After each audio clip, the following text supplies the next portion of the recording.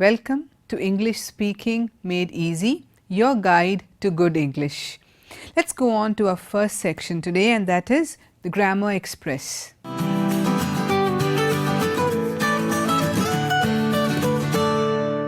In today's grammar, we are going to be dealing with another area of adjectives, which is how to effectively use and to understand the degrees of comparison. So, for that, let us just first read a few sentences. Okay? The first sentence is John is tall, a simple sentence. The second one, Peter is taller than John. Harry is the tallest of the three.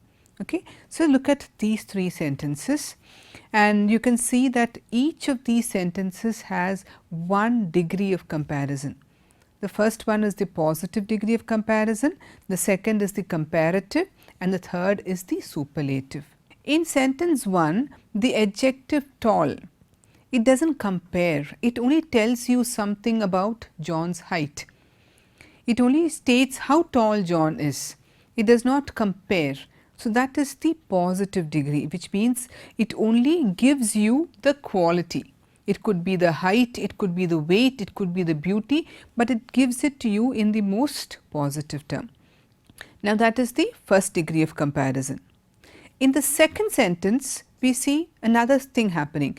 John's height is being compared to Peter's, and we used the comparative degree, which is tall, the comparative degree being taller.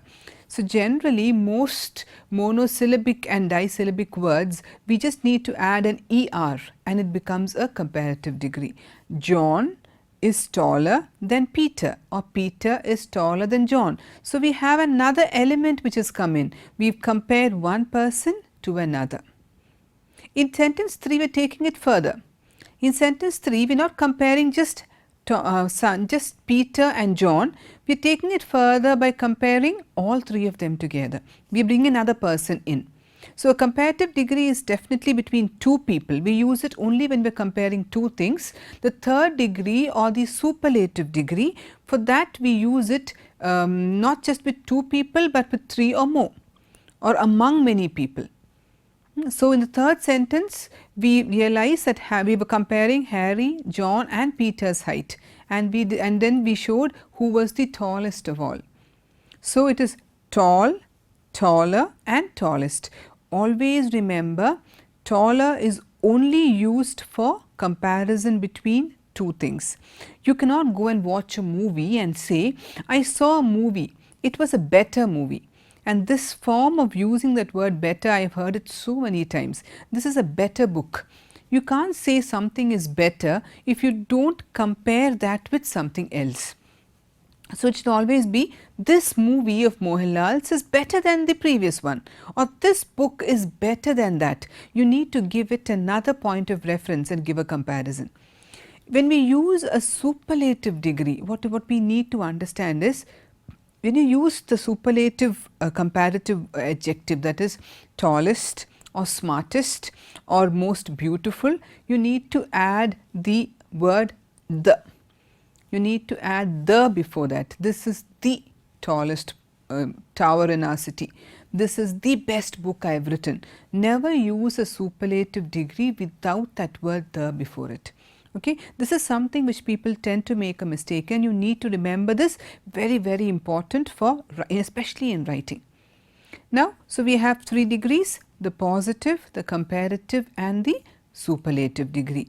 And now the normal way in which we kind of make a positive degree into a comparative degree, as I mentioned before, is by adding an ER. So, now let us look at a few common comparative degree words. Okay, let us look at this. He is healthy, but his sister is healthier. IER. He is healthy, but his sister is healthier. He is smart, but his sister is smarter. He is quiet, but his sister is quieter. Now, you see, in all these words, it was very easy to make the comparative degree. That is because we just added IER or ER and it was done. But there are many other adjectives where just because you add an ER, it will not become a comparative degree.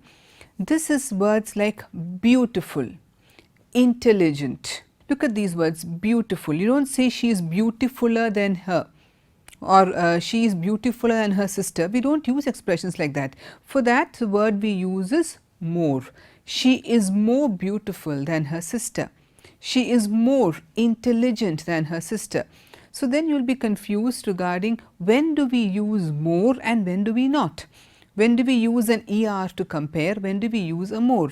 What you need to understand here is words which are monosyllabic and disyllabic. Words like this, words like which have only two syllables. Like if you look at this word pretty, pretty, just two syllables. So you don't need to add a more with that. You can put she is prettier. The other word I told you, tall, just one syllable, tall, just one unit of sound. So we use taller. But look at this word, beautiful, beautiful, more than three syllables there. That is why we don't use beautifuler, we use she is more beautiful. Look at the word intelligent, intelligent, four syllables. So when you have that there, then we add a more before that. So what you need to remember is, in general terms, there are of course exceptions. In general terms, when you have a word which has more than two syllables, then we use a more before that when we want to make a comparative degree. Okay, like words like beautiful, intelligent, understanding, they have multiple syllables. So this is how we make the comparison. Generally, when we use a comparative degree, the word we use after that is than. She is prettier than her. He is more intelligent than him. So than is the word we use immediately after the comparative adjective. But we need to understand there are certain words where than does not work. These are Latin suffixes, words like interior, superior, inferior. In none of these words do we use than. Instead we use to. He is superior to him. He feels superior to him. She is let us say inferior to her. So whenever we have these words, just need to remember this one small thing. All these adjectives which end with IOR, they are all Latin, and then these suffixes take a to afterwards. They don't take a than. All other comparative degrees take a than. Okay, she is more beautiful than her, but he is more superior to him. Just that one difference is there. So now we have seen these three degrees, and it is not difficult to apply them. It is in fact very, very simple. Now we are going to look at a few exercises. You can look at it on the screen too, and perhaps you can choose which degree of comparison you think is the most effective in this case. The first sentence is, James is as dash as his brother. There are three options. Is it James is as tall, or is as James as taller? James is as taller than, which is the best alternative? The best one is James is as tall as his brother. Let us look at the second one. Alexander was one of the dash kings who ever lived. Was one of the, because you see that in the second sentence there is no point of comparison as such. We are taking it that we are taking in much more general sense. Alexander was one of the greatest kings. You can't use the word greater there, because greater means you have to compare Alexander to some other king, but here it is about all other kings. So he is like the best. So Alexander was one of the greatest kings who ever lived. The third sentence, Martin is dash than any other boy in this class. Is it more industrious or most industrious? You can say either is more. So you can, in this sentence, Martin is more industrious than any other boy in the class. We will have a look at next sentence. Chennai is dash than Mumbai.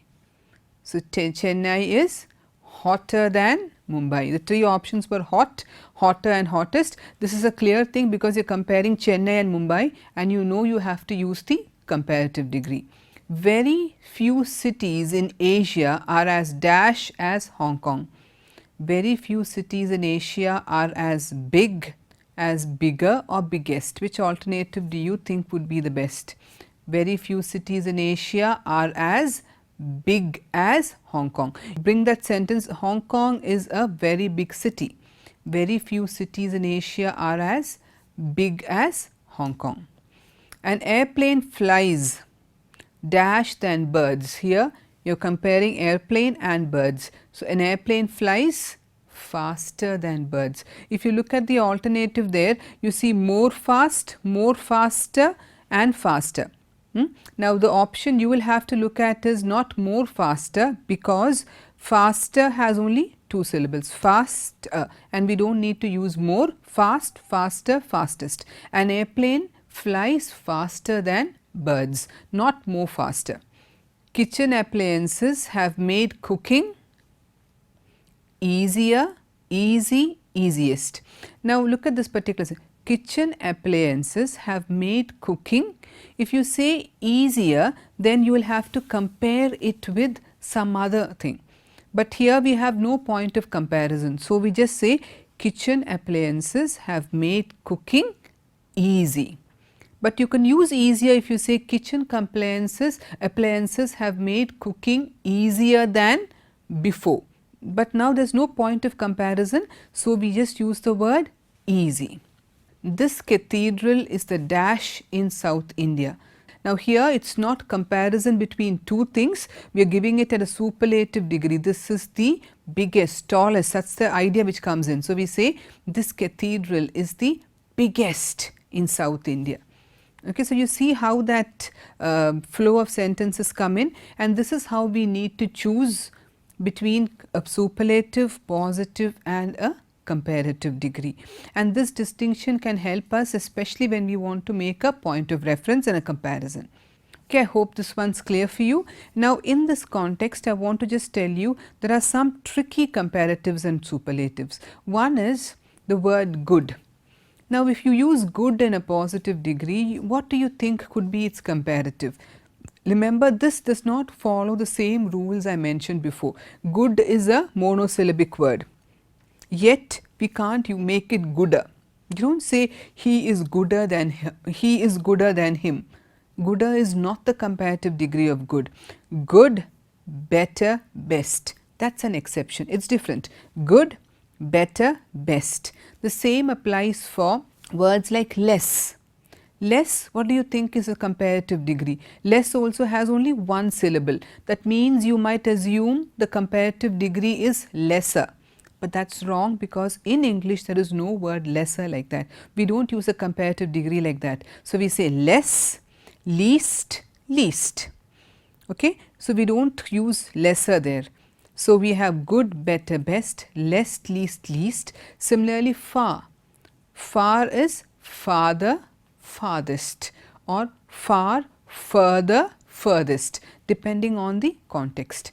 So, these are certain tricky things there, otherwise it is all very easy to find out how to make a comparative degree of a positive adjective. Okay. I hope you have got an idea as to how to use these degrees of comparison. Now, on that note, let us move on to our next section, which is Lexica. This is your guide to better vocabulary.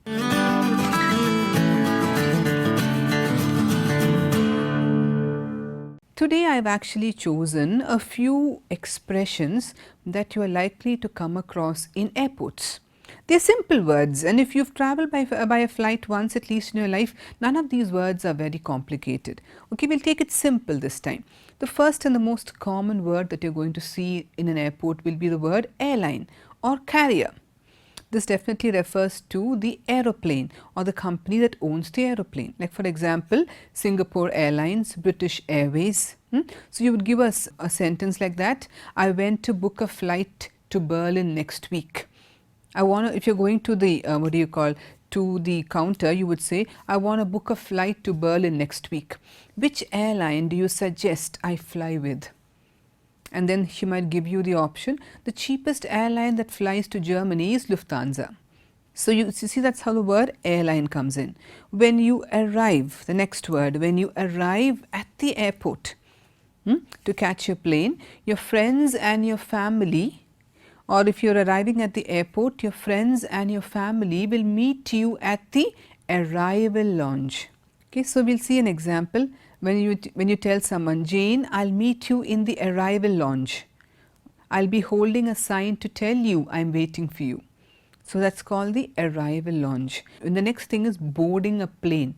Okay, and what do you mean by boarding a plane? Boarding a plane means going into it. So you'll hear announcements like this: all passengers to Delhi, air flight 226 must go to the gate. The plane will begin boarding in 10 minutes. You will hear this announcement coming in. Boarding is letting people enter the plane. That's called boarding. Now, if you need to board a plane, you will have to have a boarding pass. Okay, which means once you've notified the airline that you're at the airport, and you've declared your baggage and all that, the next thing is they will give you a boarding pass.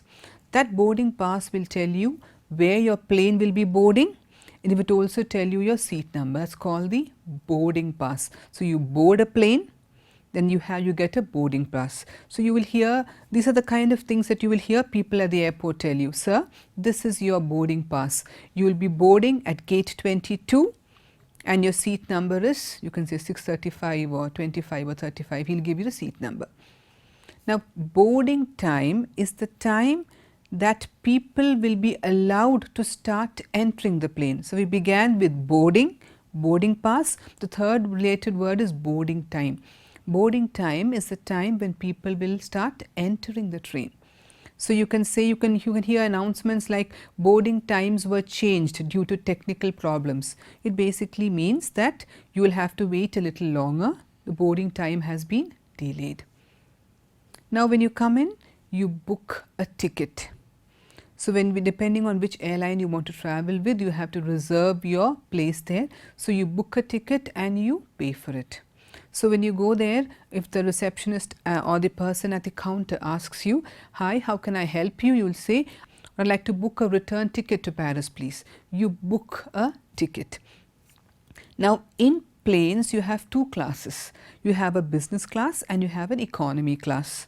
The business class is where people who are traveling for business purposes sit.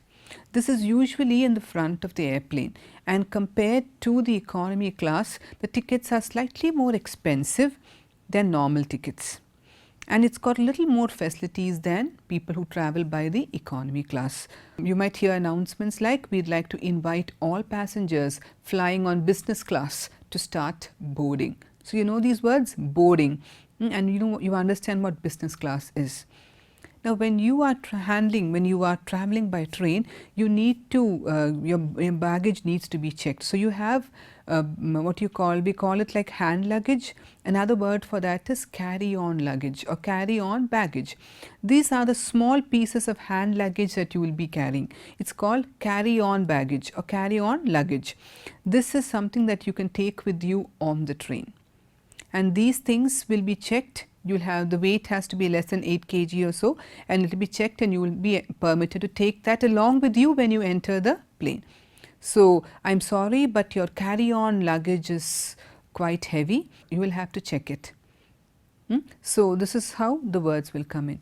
Next word is check-in. What does check-in to an airport mean? When you say check-in, it means when you've reached the airport, you notify the airline that you've arrived at the airport. They will then take your suitcase and give you the boarding pass. That process is called checking in. Okay, so how many passengers are checking in with you?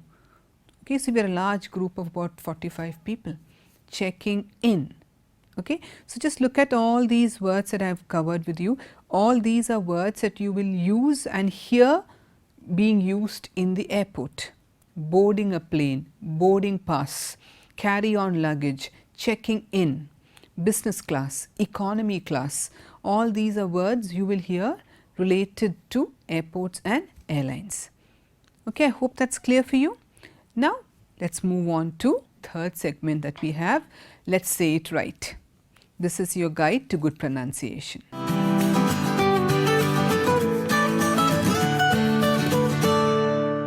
So let's see a few words which are generally confused in English. The first word is suite. Now this word is confused because there's another similar word. We have a word suit. It's a suit. It's something, it's a piece of clothing that you wear over your shirt. Now this word looks very similar to that, except that it has an addition of an E. So most people refer to this also as a suit. But this is a kind of room which is attached, which has an attachment, like two rooms which are attached to each other in a hotel. But this is not a suite room. This is a suite. It's a suite room. It's a suite. So don't go by the spelling of the word which is very similar to S-U-I-T or suit. It is not a suit. It's a suite. You see, our confusion comes in when we take a spelling and we think this is how, even with an addition of an E, the word will be pronounced. So it's not a suite room, it is a suite room. Okay. The next word is, many people suffer from breathlessness, especially when it's cold. And the word is ASTHMA. So it's not asthma, it is asthma. Asthma. Okay. You don't have to stretch it on and say, oh, she has asthma. It's not asthma, it is asthma. The other word is when you have something a little, it's like you eat tamarind or you eat something which is sour, puliyalasanam, it is sour. Please don't say sour or sour, it is sour. Okay. The next word that we normally go wrong with is in pronunciation of that word, P-O-E-M. We see many people pronounce it poem. It's not poem, though the spelling looks very similar to that. It's not poem, it is poem. Poem. Okay, it's not poem, it is poem. The last word we have for you is the word D-A-T-A. This word is pronounced two ways. Some people say data, some people say data. Both are okay, but data is definitely better. Both words are acceptable that way, but data is better. So this is how we have certain words, and these words have been selected based on that level of how confusing or how the mistakes that people make on account of these words. Now we have a small conversation between two friends. Just imagine you haven't seen your friend in a long time. So you see him and then you're all excited. So you go over to him and you say, hey, long time no see. That's a very informal expression. You say long time no see. Or you say, hey, it's been such a long time, where have you been? And he says, oh, I've been on a trip to, let's say I've been on a trip to the Himalayas. And you're like, oh my, that's wonderful. So you are, when someone tells you something nice and something positive which is happening, you need to reciprocate by using, it's like these interjections you use. You need to say, oh wow, that's wonderful. And you want to ask him, the next thing you're going to ask him is, so how was the trip? How was the trip? And he says, the trip was amazing. I saw some of the most scenic views I've ever seen in my life. And I really want to go back again. So and then your friend would suggest, hey, in case you're planning a trip to the Himalayas once again, please do let me know. I am very, very keen to join. So he says, yeah, I will. It's quite a hectic trip, but if you are game for it, we'll definitely go. And then the both of them can go, and then they can actually leave the place, but then say, okay, then I'll catch up with you later. I will catch up with you later. See ya. And then bye. I'll see you too. So that's how the conversation will end. So if you look at how it has been slowly developing, you see when someone comes to you, how you have to respond. You say, how wonderful, that's great, oh, how amazing. So when he told you he went to the Himalayas, if your expression or how you reciprocate is going to be quite damp, it will be very awkward. So when someone tells you, I was on a trip to the Himalayas, the next thing you say is you express how wonderful it was, how amazing it is. And then he will ask you, so how was your trip? And then you need to say, it was amazing. We had such a wonderful time. And each time you say this, it is important that if you want to convey the emotion, the underlying emotions that you've experienced, you cannot keep a flat monotone. You can't tell him, it was a wonderful trip. When you say it was a wonderful trip, your emotions don't work high. That is where when you speak, you need to stress on those adjectives. In fact, we've been doing adjectives in the session, and so you see adjectives and all, when it's stressed, it gives a sense of the experience you've had to the other person. I think I had an amazing trip. It was such a beautiful place. So you slightly stress on those words, and it helps to convey the emotions that you have to the other person. Okay, so that's how you have to keep a conversation rolling. So on this note, I'm coming to an end of this program, and I'm sure you enjoyed the program and that you have some inputs that you can use too. So on this note, I'd like to tell you goodbye until we meet again with another new episode. Thank you.